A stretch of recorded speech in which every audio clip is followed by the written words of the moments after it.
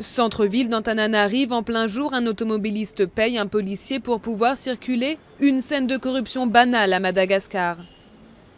Ce chauffeur de taxi raconte comment il a échappé à une contravention. J'ai glissé un billet de 2000 ariary, 50 centimes d'euros, dans la poche du policier. Et il m'a rétorqué « Tu me prends pour qui ?» Comme j'étais pressé, j'ai ajouté 5000 ariary, 1,25 €. Il ne m'a pas donné de contravention et j'ai pu partir.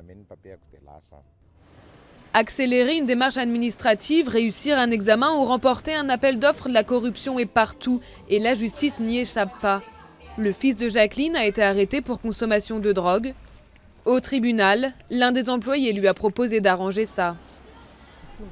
Il nous a emmenés voir le juge et une fois dans son bureau, on a parlé longtemps, très longtemps. Et à la fin, on s'est mis d'accord. En fait, ce juge, c'est celui qui allait juger mon fils et ses amis.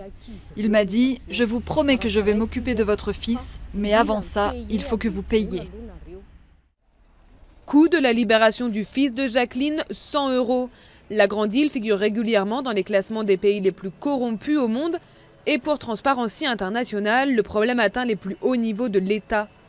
L'association pointe du doigt les 3 derniers présidents de la République, de nouveaux candidats à la magistrature suprême.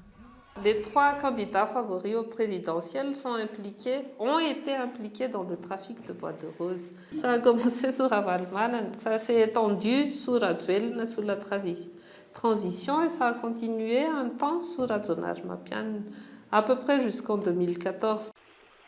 Transparency International n'écarte pas que les 3 favoris financent leur campagne avec le trafic de bois de rose, une espèce d'arbre menacé mais très prisé des ébénistes chinois.